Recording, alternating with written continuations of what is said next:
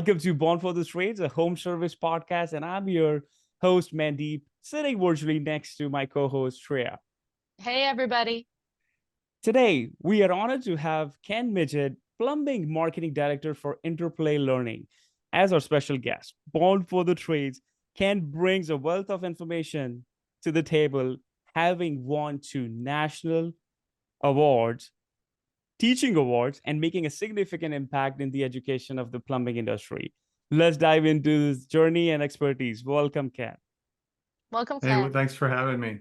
Thank you so much for having me. I'm super excited. Join us as we dive deep into the world of home service entrepreneurship, interacting with industry leaders, coaches, and entrepreneurs about their experiences, challenges, and victories. Through their inspiring stories, we hope to equip our listeners with the tools and knowledge they need to succeed in the competitive home service industry. So whether you're a seasoned pro or just starting out, tune in to Born for the Trades podcast for invaluable insight and real-world inspiration. And let's get started with your journey. And I think I'll ask you, how did your experience in tech space lead you to your current role as plumbing marketing director at Interplay Learning? Great question.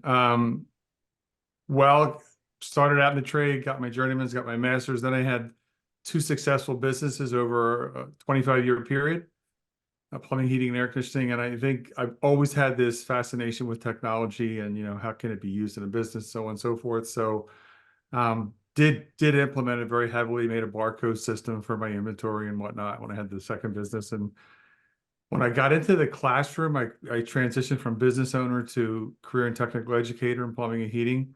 I really took off with the technology. My program was technology focused. I was one of the teachers in the school that got the opportunity that they would say, here, try this, see if you can break it type thing. And that was always very intriguing to me. And my students were always taught to use technology in a manner that's a business manner, right? So yeah, you have Snapchat and Instagram and all these things, but how about you need to set an alarm because I need you to call somebody at a certain time and things like that. They were taught to use it as a tool instead of just a toy all the time. And it was all part of my program to have technology. Obviously, Interplay is very technological, and that was in my program when I taught in the classroom.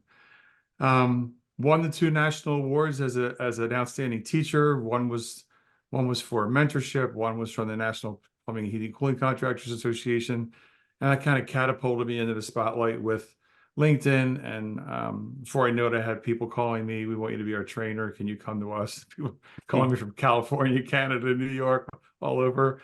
And I was flattered, but I had already been doing some work for a company, a third-party entity for a company, and they said that the company they were working for wanted to hire me. So I started the conversation with them, worked with them for about 20 months, left education, worked for them for about 20 months, and ended up here at Interplay finally at July 2022. July 22. And I want to touch base on that technology part, right? You're passionate about technology. I was going through with your Instagram profile and you have a bunch of videos technician, and the coach, I think it's AR, VR technology. And can you please share to the audience, those who are listening, what kind of technology you have implemented and what, how it plays a big role in your, teaching coaching space? Cool.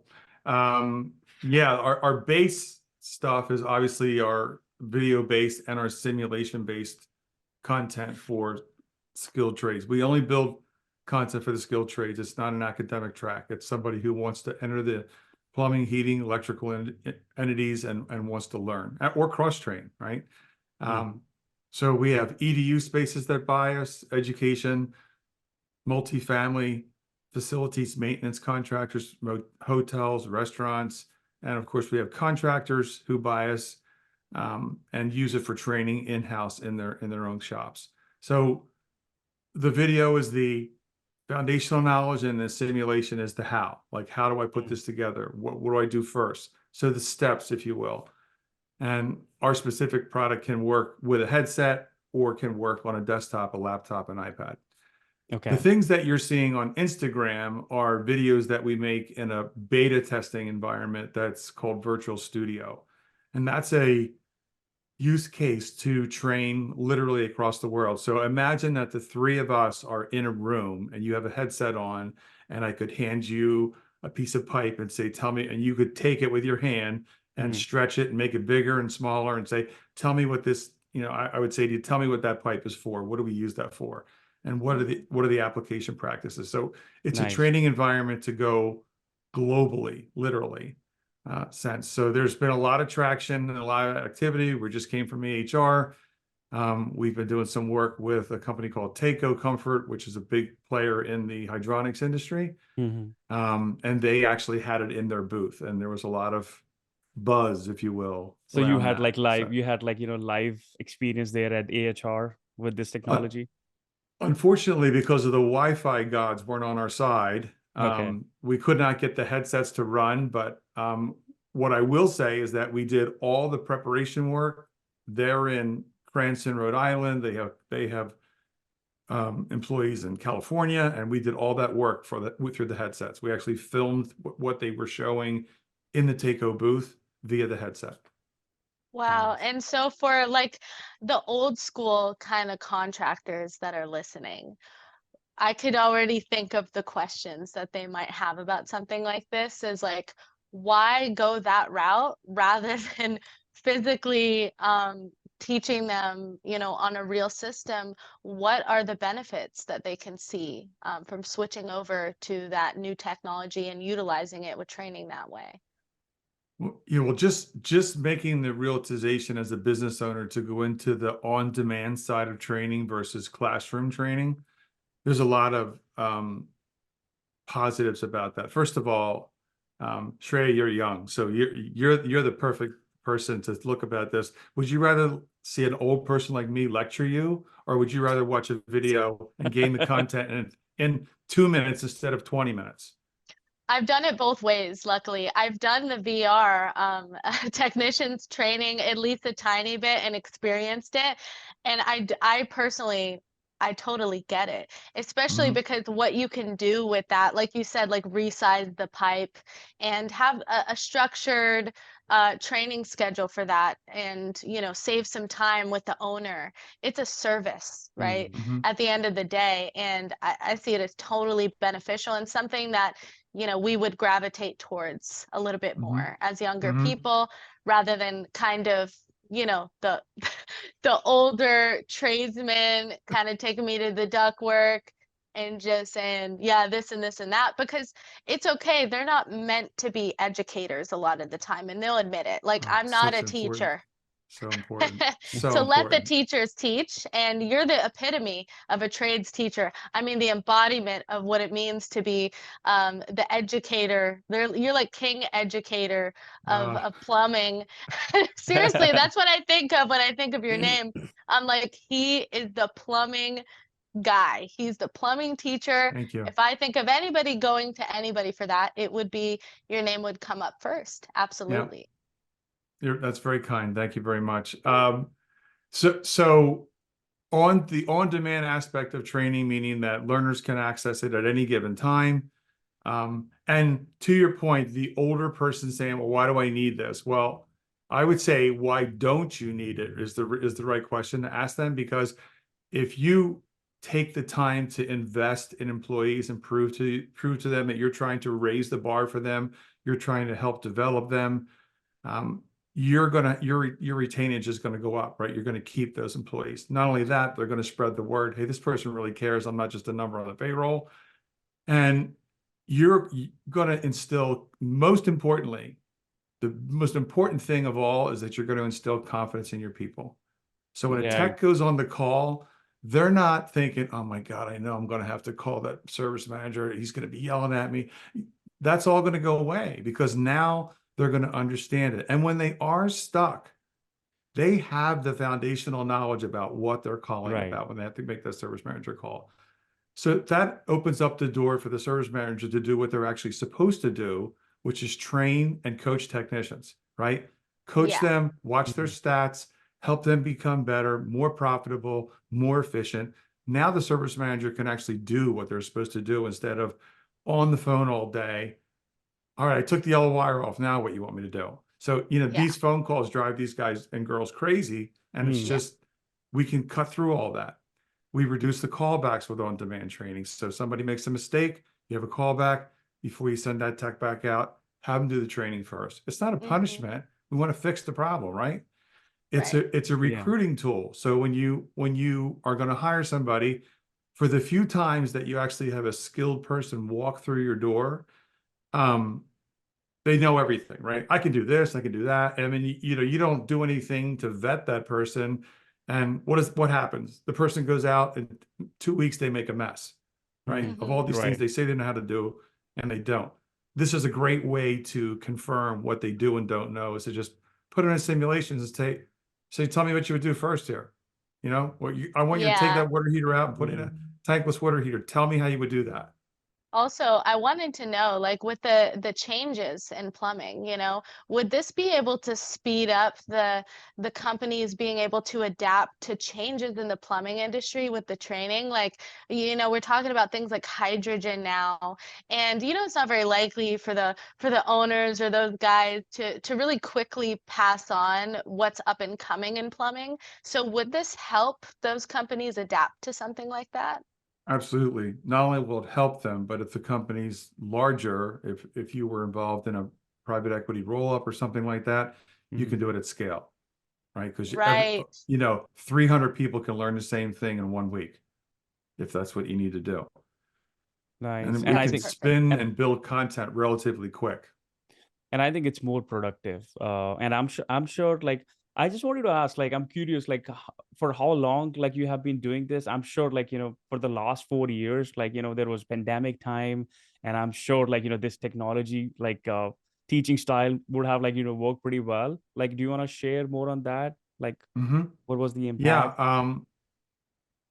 I'm telling you, I had purchased it prior to COVID when I was in the classroom, purchased Interplay. Oh, wow. And I am very thankful that I did, because when COVID hit, it was a savior. I mean, it just really saved Yeah. everything, because you can work asynchronously Mm. and synchronously with that product. And I was able to put a headset on, cast it to a Zoom screen, Mm. the students that weren't in my class, and they could hear me through that Zoom. And I would say, what do I do first?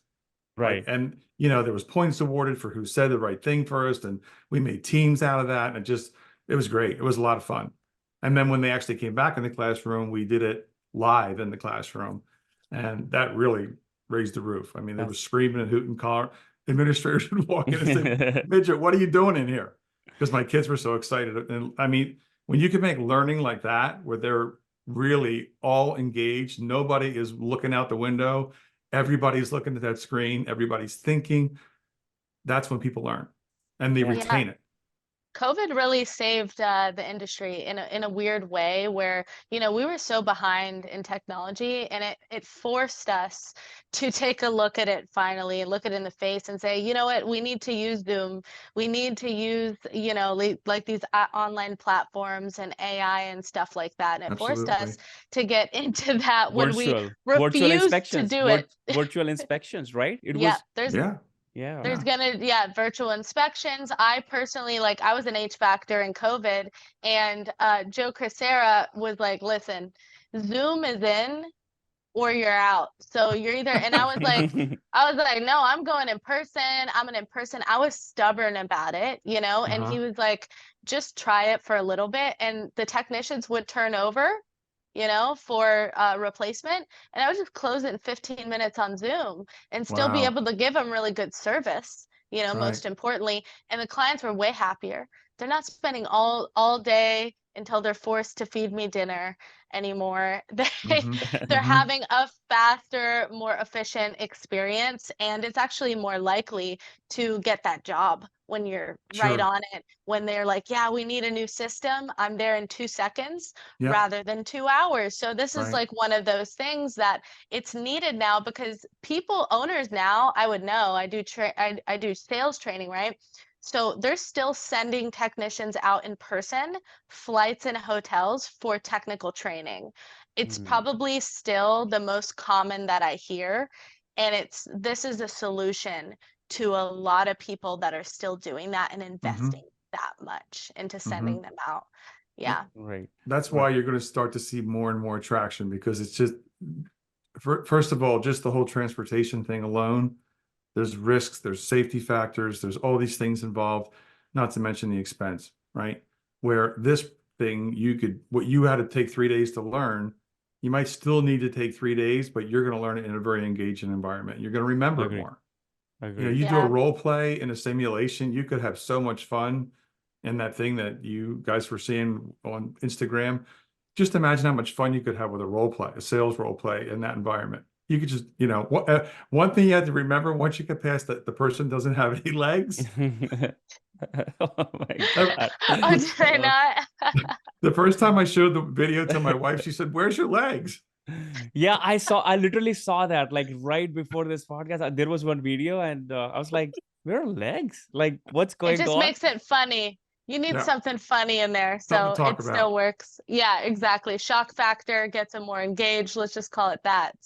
Yeah. You got to make an avatar too, so you can have some fun with that. You can really make yourself look Yeah, wild. those avatars were really good. And this part, like, like gives me goosebumps. I really want to ask you, like, leaving a $2.5 million company for career in education is a bold move. What motivated like your decision, and how has it like shaped your perspective on the industry? Because this is definitely, I think it was a big move, like leaving that and Yeah. coming to, education I industry. still miss my students. I mean, to this day, and I am in contact with probably 90% of my students, my alumni. I don't miss the job. I miss my colleagues and I miss my students, but the job was just starting to get to the point where it was crazy. And there's a big part of me where I coached a lot of youth soccer, and I had gotten licensed, and I worked my way up to coaching higher level teams. And as a coach, you learn to know when it's time to walk away. You Hmm. just, it becomes an instinctive thing that happens. And as an educator, I had that same notion, like the same thoughts. I started to think, what's going to be my next big thing here? What am I going to do? Because I was just constantly growing and growing. The program was out of control. I had each career and technical education program has an advisory board. They typically have about maybe 15 members. I had 60. I had the third highest in the top 3% of the completion exams for the seniors when they took their completion exams.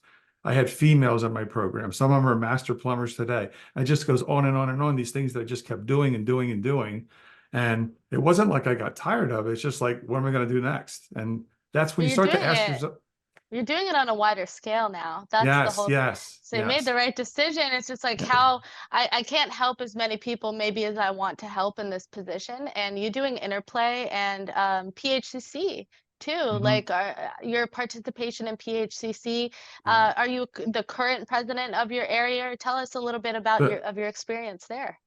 Yeah, I've been involved in my local association and the state of Pennsylvania National Association for too many years to count. And I've been president before, and I'm president again of my local association. It's a great thing to do to help steer a meeting and be involved in that capacity. And I also chair the apprentices at the state competition, Pennsylvania State, which I just literally met with them yesterday. So I order the judges, and that's all done by technology too, the scoring. The people that win that, they go to the national competition. So it's a really cool thing. And I just love to be involved with apprentices, people that really want to learn this. It's my adrenaline. It's just like I just grasp onto it like crazy. So I don't know if I answered your question or not, but that's a little bit Oh, about yeah. it. No. Yeah, absolutely. That's your main participation is the education and PHCC is Yeah, Right. big part of it. And Ken, like, let's talk about the future. Like, what do you think, like, this technology going in future, like how it's gonna shape, like, the entire industry that you have a big plan, right? We have actually talked about it. If you want to share where this technology going and how you see everything in future. I absolutely, there's no if, it's just when it gains enough traction that it's really going to become the way you train people in a skilled trade. It just, If you think about the costs involved to build a training center, to hire a trainer, to put in the consumables, I mean, materials are so expensive versus putting somebody in a training environment and saying, I want you to do this because tomorrow we're going to work on that. Right. Mhm. And now I use this analogy all the time for simulation. If you all had a painting company and I was going to be your helper, Mm. if we went on the job and I knew anything about painting, what do you think is going to happen when we get out of the van? Yeah.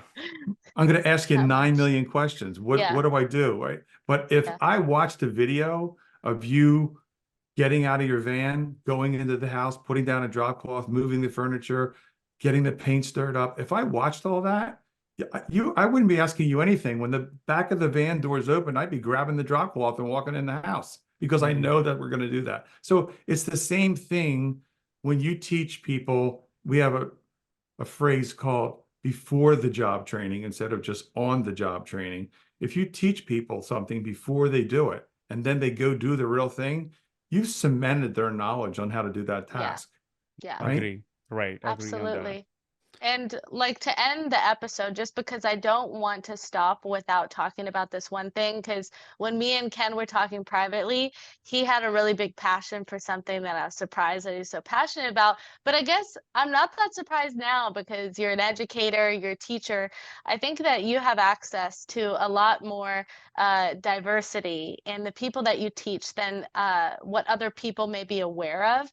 And that's women in the trades, not only in the trades, but in the field, which is something that I'm very specifically passionate about.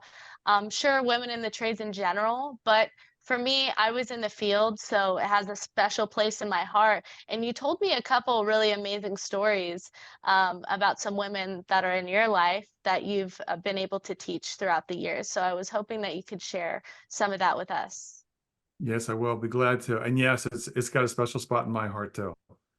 Because I can't understand where the blocker is, although I hear about them all the time, for women to be in the industry. And when I say in the industry, I'm talking about in the field, driving a service truck, putting piping in. Yes. That's what I mean by in the industry. Pulling wire if you're an electrician, hanging duct, doing a change out, whatever that looks like, you are working with your hands in the industry, right? Mhm. Right. Women have the same things that men have. When I'm not a good academic person, but if you let me go put something together and then read the instructions, I completely understand it. Well, there's women that have those complications too, right? So, Yeah. and the industry has changed. It's not this heavy lugging stuff around. I mean, the safety integration, the materials are lighter. So there's really not a reason to have them in there. The reason is, I think, some men are intimidated because they're afraid that a woman's going to come in and show them up. And if I had a business, I would have as many women techs as I could because they know how to Right. break down barriers. When they knock on the door, chances are it's going to be a woman on the other side of the door. We already broke down the barriers, right? Totally. I'm already going to start my communications. They're better in the sense that they have a higher level of attention to detail. The work, they're going to have less callbacks because of that, because they're going to pay attention to that. So there's so many valuable things in looking at them being techs. The biggest problem is getting them over the hump to realize that they have the confidence to be able to do this, right? Yes. Yeah. To teach them a couple tricks about leverage. So when they do have to lift something heavy, they're not struggling and hurting themselves, right? Because that's one of the things that is different. They're not, sometimes women aren't as strong as men, but that doesn't mean they can't work in the industry, Mm. right? Yeah. And the Yeah. industry is huge. You don't have to turn wrenches to be part of the industry. You could work in a showroom. You could be a CAD drawer. You could be a supply house. There's so many things you could do in this. You could be a service manager, all kinds of stuff, Yeah, right? you could be an HVAC comfort advisor. That's my Just like favorite you. position. Yeah, that's my favorite position for women because, of course, you get up on the roof, you get in the attic, like you have to go do those things, but you're perfectly capable. And if anything, it's acrobatic. Like it's easier to do being small and going in those little holes under the house. So Absolutely. I felt like I had a leg up on everybody. I never felt like, oh, it's definitely harder for me. It was always the opposite. clients are more interested in what I'm doing because they're so surprised to see me there. They're easily impressed by what's Yes. going on, and they're so engaged. And it was easy for me to do the physical work. Honestly, it's challenging, but most women just don't know it's literally an option at all. And sometimes it's as simple as that. I didn't know it was an option until somebody offered it to me.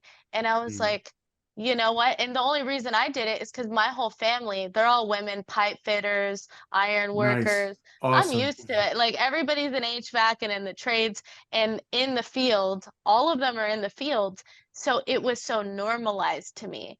But Mhm. I feel sad because I know that that is not the experience of 99% of people Yeah. to Yeah. have those Yeah. examples. So we need to bring those examples to the surface for people to see so that a couple women just have an idea where they're like, you know what? Why don't I just try it out for a little Yeah. bit? That's all. Women in the trades are really crushing it, and I'm really proud of, like, all. I think we have like a lot of women on our podcast, and look at Shreya, what she has achieved, and she's speaking. I'm proud of her. She's speaking at the event. I think E3. It's called E3. It's All, an all women's all, trades event this all. weekend in Los Yeah, Nice. Angeles. Yeah. and she's Good one for of the you. she's one of the speakers. So yeah, to wrap up, I would say, like, thank you so much, Ken, for joining us and sharing your insights.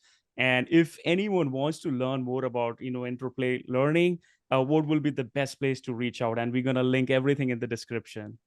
They can go directly to the website, interplaylearning.com. You can find me anywhere on LinkedIn. I'm on Instagram, Facebook, but LinkedIn's probably the best place to find me. You type my name into search bar in LinkedIn, you'll find me pretty quickly.